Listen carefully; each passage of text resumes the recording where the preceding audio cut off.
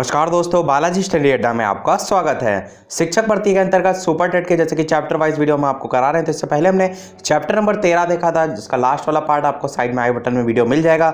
और complete playlist chapter wise science और social science दोनों की वीडियो के डिस्क्रिप्शन लिंक में आपको मिल जाएगी। आज हम देखेंगे चैप्टर नंबर जो 14 है हमारा, भारतीय संविधान, उस पर आधारित पार्ट नंबर 1 के 20 प्रश्न। तो चलिए शुरू करते हैं प्रश्न नंबर 1 से। पहला प्रश्न आपका कह रहा है कि निम्न में से किसे मिनी संविधान जो है वो कहा जाता है। मोस्ट इंपॉर्टेंट क्वेश्चन है।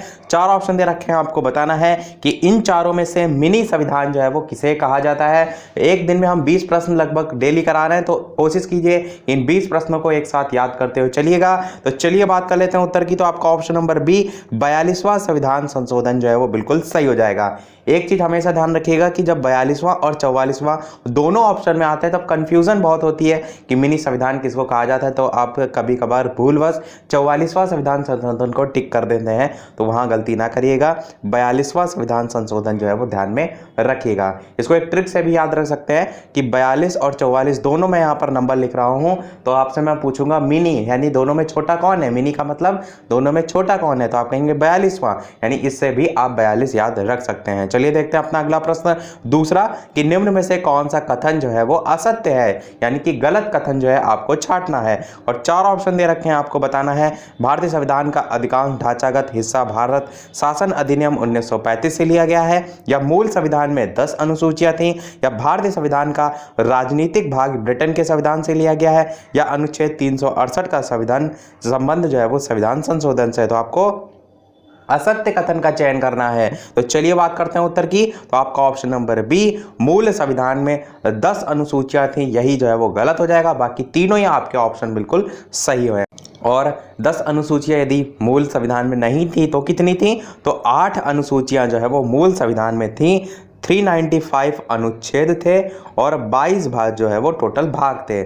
395 अनुच्छेद, 22 भाग और केवल 8 जो है वो अनुसूचियां थीं। वर्तमान में अनुसूचियों की संख्या 12 हो गई है, और जो अनुच्छेद हैं उनकी संख्या आपको 448, 450 टाइप से देखने को मिलती है। और भाग की संख्या बात करें तो 25 भाग की संख्या देखने को मिलती है।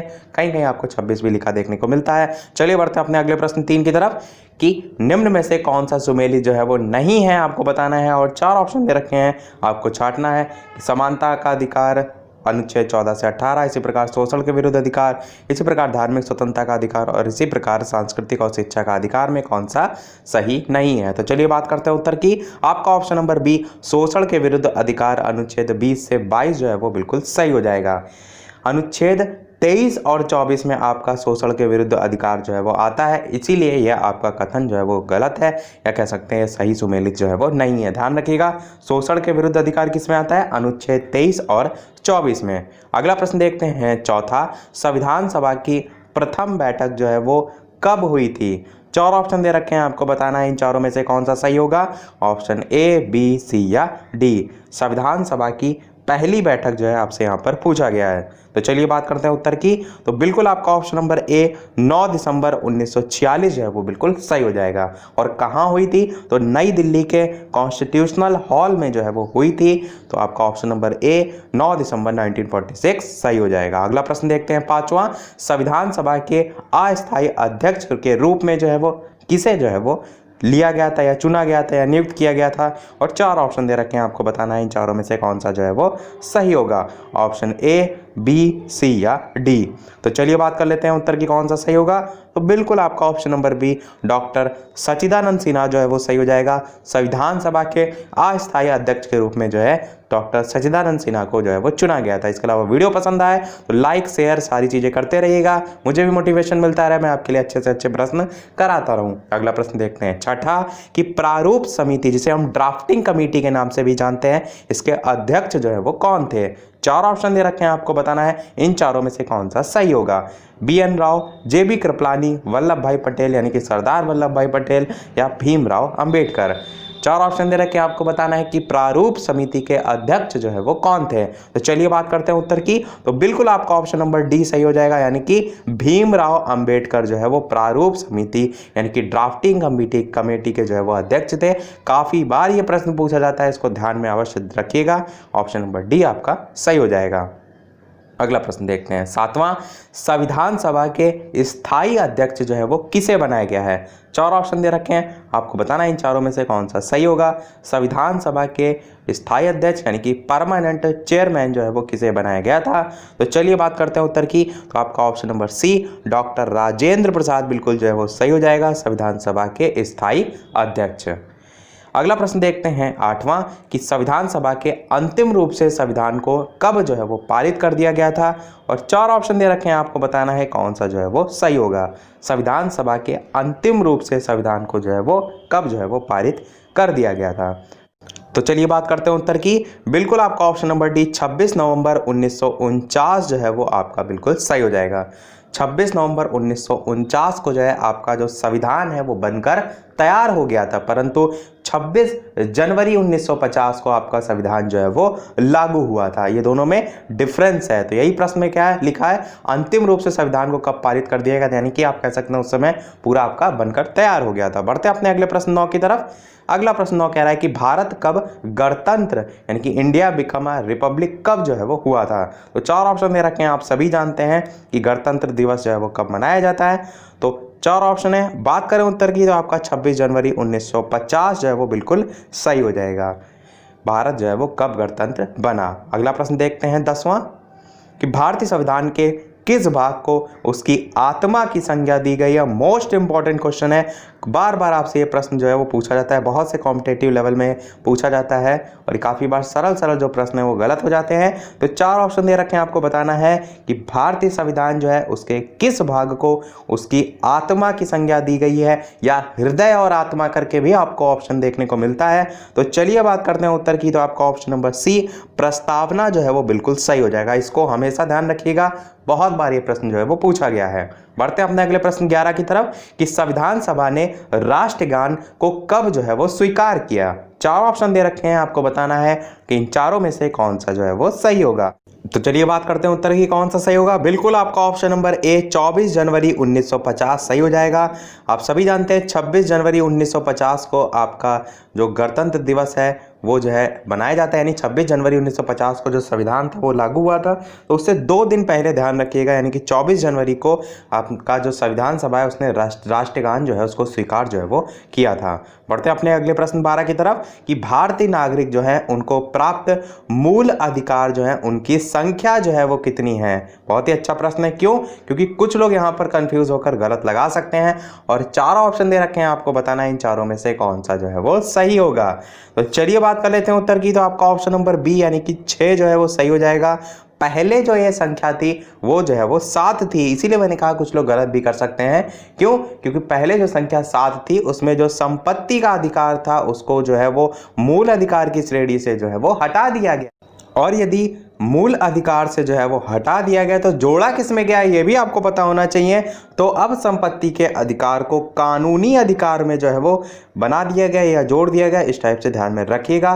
प्रश्न यहाँ से सबसे ज़्यादा पूछा जाता है कि किस संविधान संशोधन के द्वारा जो है इसको जोड़ा गया है, तो वो हमेशा ध्यान में रखिएगा 44वां संविधान संशोधन जो कि आपका 1976 में जो है वो हुआ था, उससे संबंधित है आपका कि संपत्ति के अधिकार को कानूनी अधिकार जो है वो बना दिया गया है।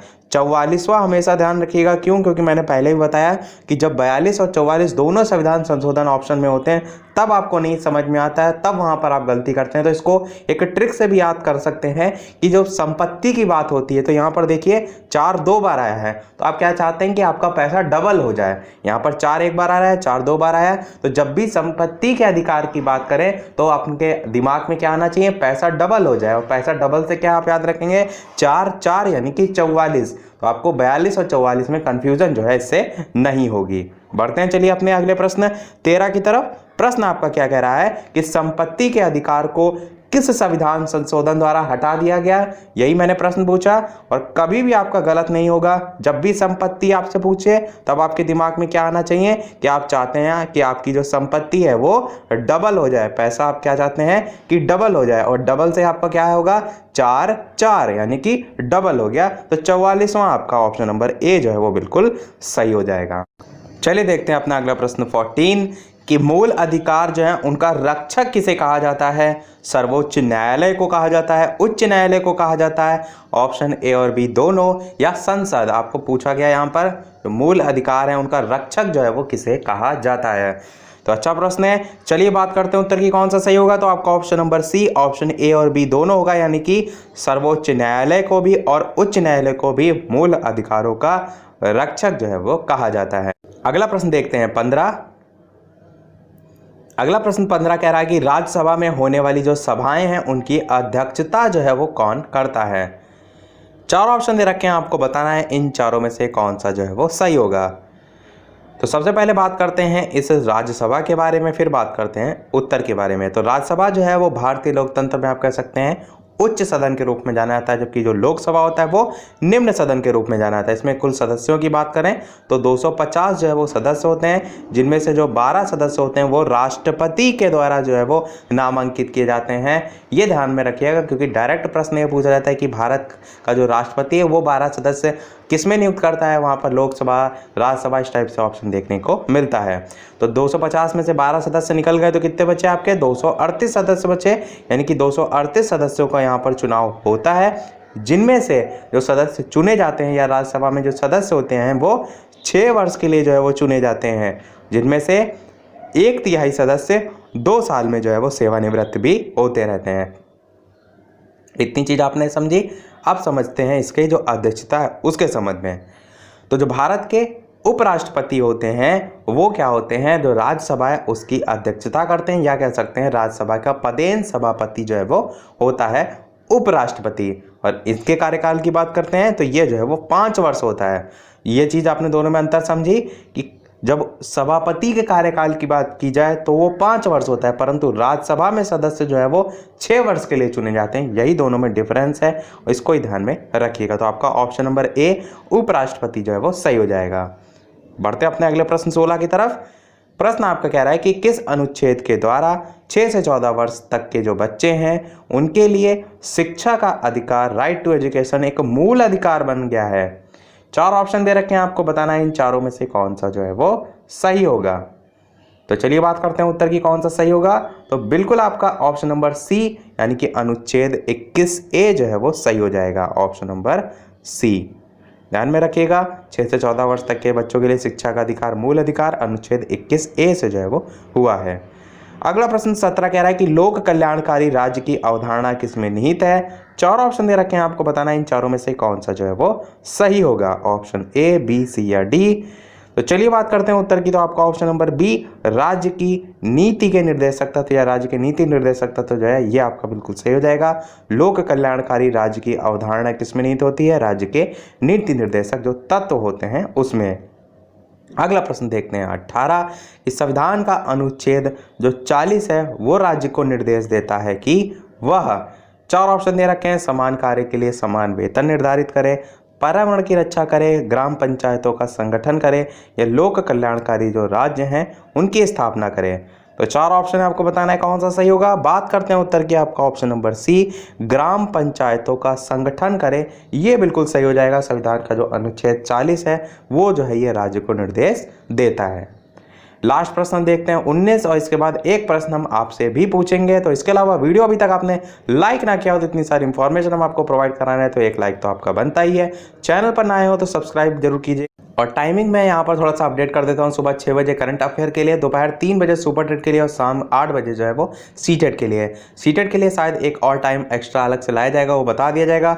और ये जो आपका 3 बजे दोपहर का इस समय सुपर टेट की क्लास चल रही है, इसकी जगह अपर प्राइमरी जो आपका सीटेट है उसकी क्लास जल्दी आने वाली है, क्योंकि जो आपके सुपर टेट है उसका एग्ज़ाम के लगभग चैप्टर कंप्लीट हो चुके हैं। तो अब थोड़ा सा जो सीटेट के अपर प्राइमरी है वो आपकी सुपर टेट में भी आती है, तो वो आपकी दोनों जगह हेल्प करेगी, इसलिए उसको जल्दी इसी दोपहर 3 बजे से जो है वो स्टार्ट जो है वो कर दिया जाएगा, वो आपको जल्दी जो देखने को मिलेगा।